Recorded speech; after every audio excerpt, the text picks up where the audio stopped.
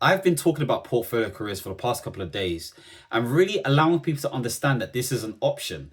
Not everyone's going to agree with this option, but it's an option nonetheless.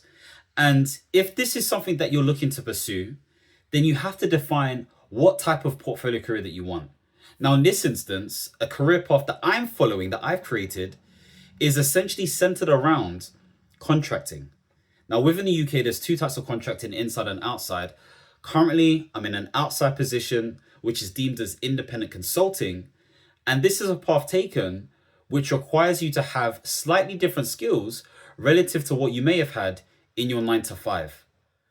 Now, with that in mind, there are some things that people don't do when it comes to finding new contracts, positioning themselves well, etc., etc. So one of the first things that people fail to do is understand what times we're in and how they brand or niche themselves. I've spoken about this years ago, where essentially I believe in this whole idea of being a generalist or a specialist. Okay. Now that is dependent upon whether you got favorable times or difficult or trying times. So if you're in favorable times, you're going to want to be a specialist because specialists are usually deemed as valuable, usually deemed as people who get paid more, etc., etc. Now, if you're a specialist, you may say something like, I'm a program management professional that essentially focuses on digital transformation within the NHS. Maybe digital transformation is still too high level. Maybe you want to say, I help to transform EPR software or whatever it may be. The point being made is it's unique and specific to that niche, to that industry.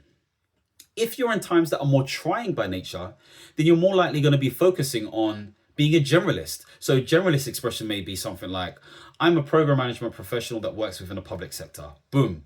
There's less detail. And so with that in mind, you have to understand what times we're in. And that's defined heavily by economic and socio-economic factors and geopolitical factors as well. So all of the stuff that's been happening over the last 5 years is no wonder why the labor markets globally have been suffering. Okay, because, really and truly, if there is a lack of, like in a nutshell, okay, if there is a lack of confidence from investors and businesses that invest in a country, then you're going to be put in a position where there's going to be less funding, less opportunity, less excitement, etc., etc. And so, of course, there are many other factors, but this is one of the bigger factors that may affect a multitude of different stuff. So positioning is key. Are you in a time that requires you to be a specialist or a generalist? Another thing that you need to understand is, what's the market saying? Something that I like to do, it sounds so sad, is to survey the market.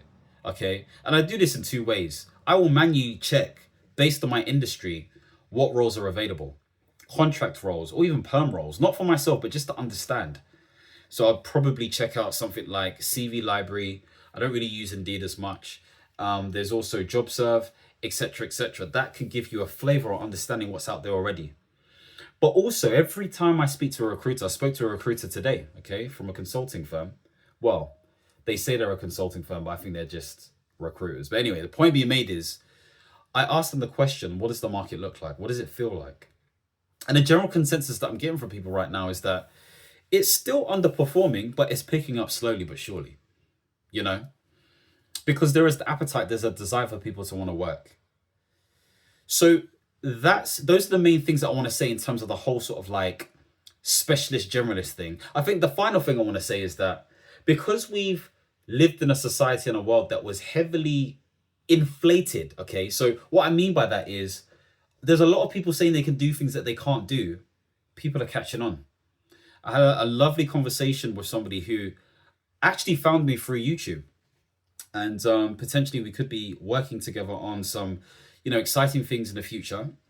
And essentially, she was saying how, she feels that there are individuals who are able to say anything, and recruitment agencies have been promoting these types of people. And therefore, they've been getting the roles. And I said, yeah, I agree with you. But the thing that I've seen is hiring managers and clients will see very quickly that these people aren't competent, get rid of them quickly. That's going to do more damage, not only to the recruitment agency, but also to that person who's overinflating what they have not done. So don't lie, is what I'm saying. Tell the truth. And this is why I keep on banging on again and again and again. by knowing how to articulate your value. If you're not wanting to do a portfolio career or any of that stuff, the big take home thing is knowing how to articulate your value so you allow yourself opportunities when you start looking for them, or they come your way. So that's the first thing. That's the first thing that people do badly. They don't know how to position themselves well. The second thing is people don't recognize the importance of soft skills. I think I used this as an example before. So there's a very competent project manager that I've recently recruited, and essentially I love the fact that they had coaching as a thing that they're trained in, and actually they actively pursue outside of their contracts. And so with that in mind, the beauty of that told me, at least anyway, that they have the potential to have great soft skills. Now, I've seen in reality they do have great soft skills, so it was a great bet. But the point being made is there are some individuals who just think all you need to do is be professional. And they think professional means be black and white, be a bit of a prick or whatever it may be, be cutthroat, No. Like, it is fluid by nature. You have to understand the dynamics of human potential, human psychology. When you understand yourself better, okay, and you're able to allow yourself to be vulnerable, you allow others to be vulnerable. It's a bit of like yen sort of advice or whatever it may be. But a point being made is, don't make the pure mistake of just being completely like formal and completely professional. Some people may say, actually, no, actually, it pays to be professional and it pays to be formal. I 100% agree. That's why I'm in the position I'm in right now. But I'm also fluid enough and flexible enough to understand how people work. So I will have a bit of informal to me. I will have a bit of banter. I will have a bit of this and that. It doesn't mean that I'm going drinking with you guys or whatever it may be. However, I'm human is what I'm saying. And so when you bring your human self, you are more likely going to allow people to lean on you more, okay? So the basic things, I talk about this all the time because obviously I've gone through the whole coaching thing. The ability to ask great questions and the ability to make people feel like they're being heard is fundamental. Better yet, if you've heard what people have said and you've fed that back and you've given people constructive feedback in terms of how they can improve, again, yes, some people it may touch a nerve, but for other people, they would appreciate that. So don't be a person who's a robot. Be a person who has a certain level of empathy and is human. The third thing I'd say is feeling like they don't need to have some sort of brand presence. Now, when I say this, I'm not necessarily saying that you need to be online and posting and all this kind of stuff there, because that's another mistake, thinking that you only need to have an online presence. I would say what's more important is to have an offline presence. And so what I mean by that is, okay, look at me right now. I'm not looking my best, but whatever. But it means that if you are showing up in your contract, in your role, in your place of business, how do you want people to perceive you? How do you want them to perceive you? Like, we say this all the time. I've been saying this for years. Yeah, I want to change my wardrobe. I want to, make sure that I'm looking slick. I'm going to the gym. I'm doing this. I'm eating clean. All this stuff. All this stuff. But do you do it? Do you do it is the question. And it may not feel like it's not affecting you, but imagine if you did do those things. Imagine how people would be treating you afterwards. At some fundamental level, and this is something that I know I lie into, this is part of my problem, I actually don't care. But I'm saying care a little bit. Care a little bit about how you're perceived, because it does position you and set you up for more success. It doesn't need to be superficial. Hear what I'm saying here. All I'm saying is do the basics well. Do the basics well. Whether that is getting a trim, because the Lord knows I need a trim, okay? Or whether it's doing, I don't know, a certain routine or wearing certain things, whatever it may be, do it well.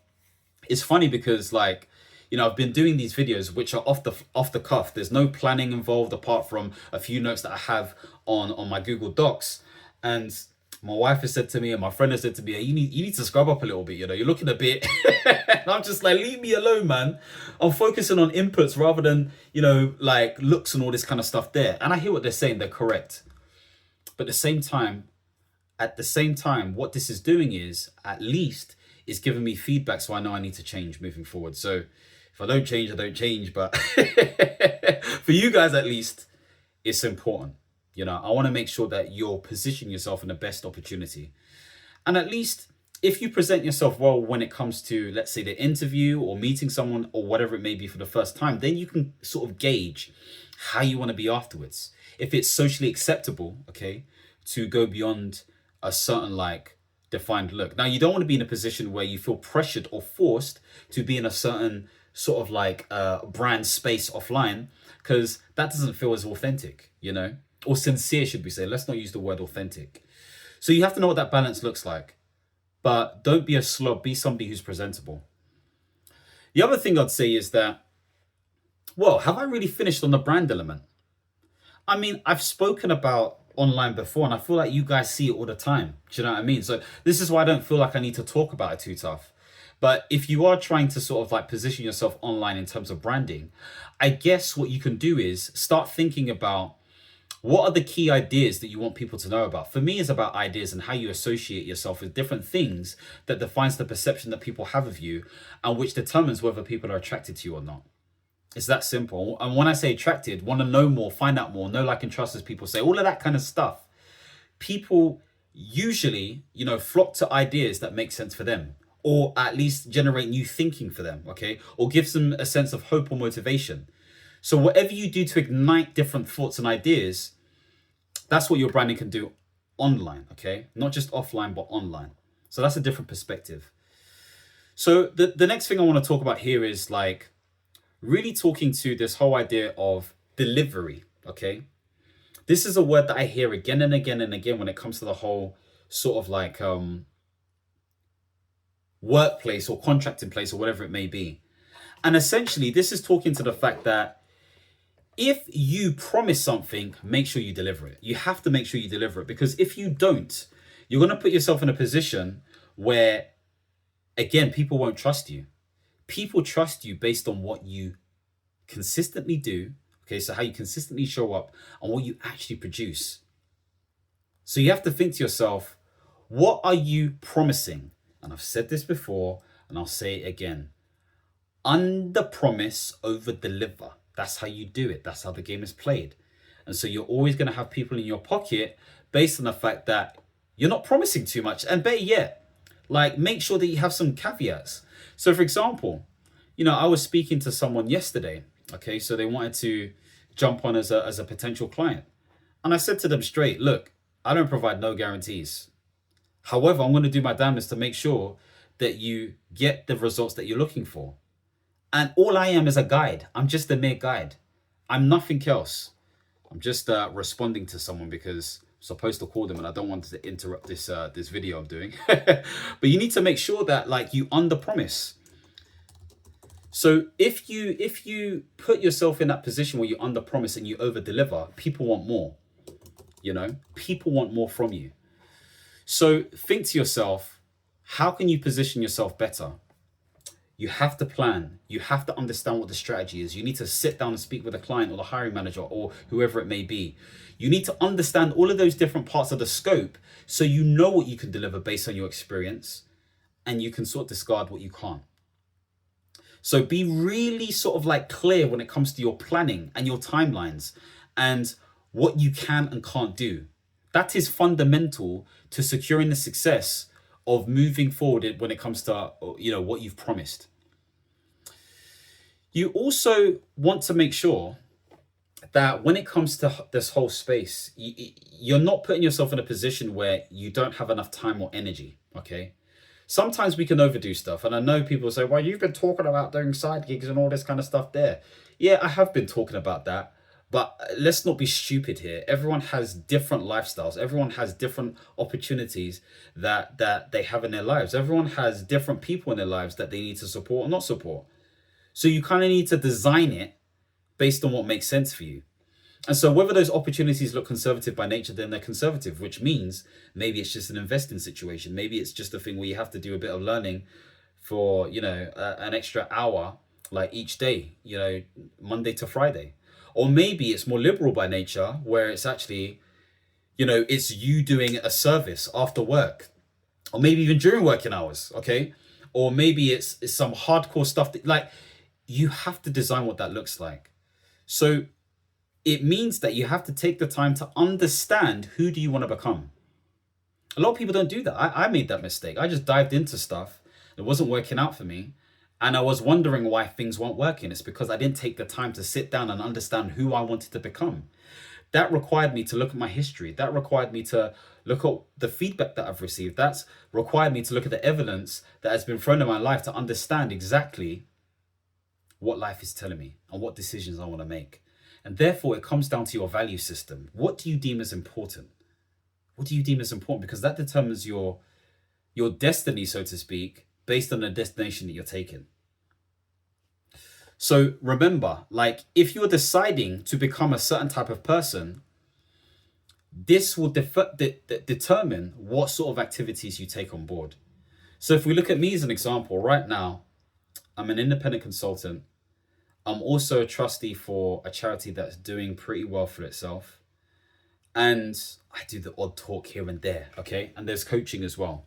So these are the main things that I do, which contributes to my portfolio.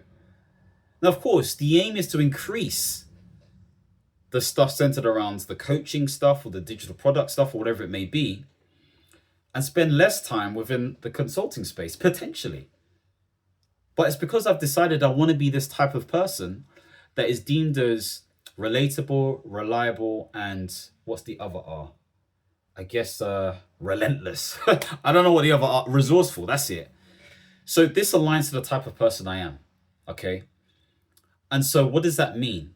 It means that I'm going to do things aligned to that stuff. And of course, there's a lot more work that you can do. I mean, in my life navigation Notion template, I have some sort of like questions that you can answer you can ask yourself in order for you to get to answers that support this development. The take-home message here is to make sure you know who you want to become. Some people fail to do that. And of course, what's linked to this is the planning element, okay? You can't plan everything. Now, this is an interesting thing because there is something to be said about over planning, okay? And I understand what that looks like, especially being in the program or project world. It makes sense to do it. However, for me right now, what is serving me well is ensuring that I'm positioning myself to, number one, set really 90-day goals at most.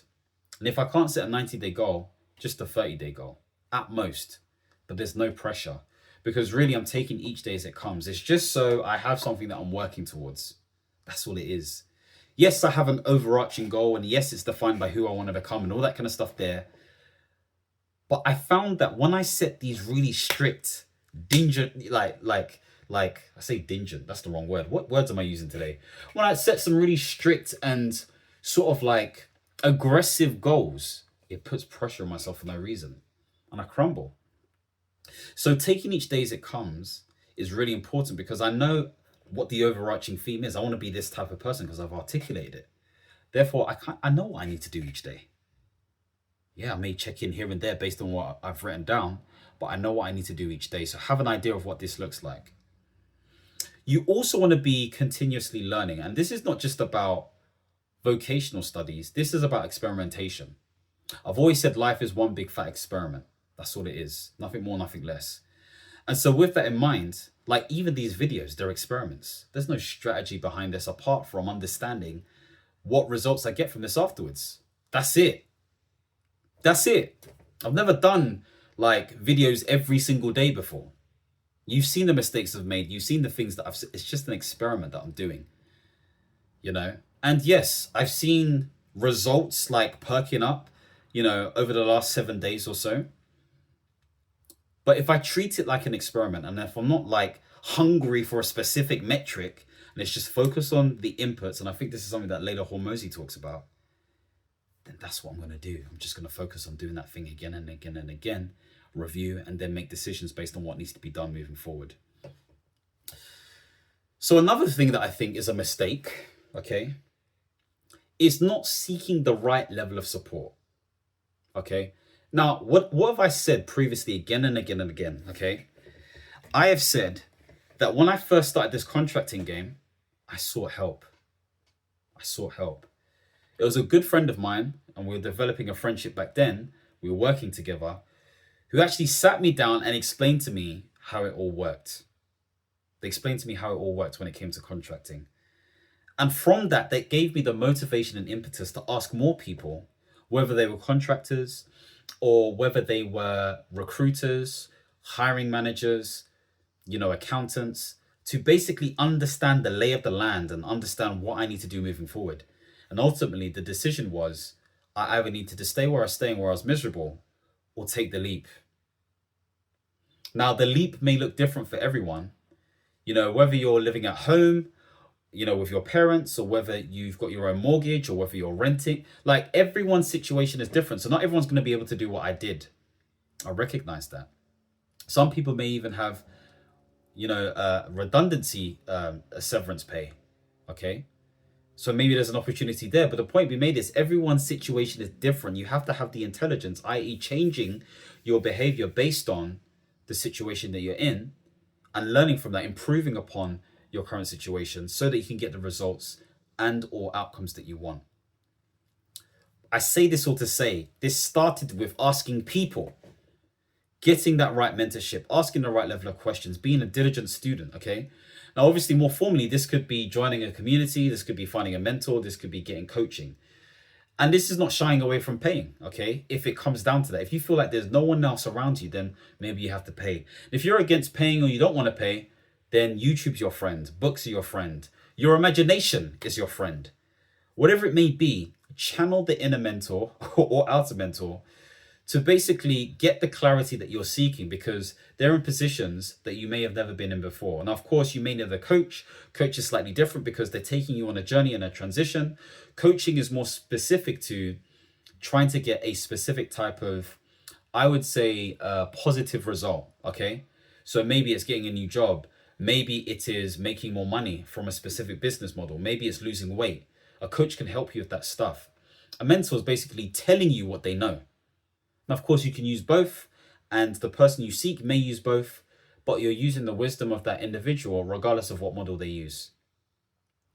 So hopefully this has given you some ideas of how you can avoid positioning yourself for success when it comes to, again, consulting, contracting, or even within a 9-to-5 sort of like employment as well. Sometimes I forget like different employment words and stuff. I don't know why it escapes me. It's because I've been out of it for a while.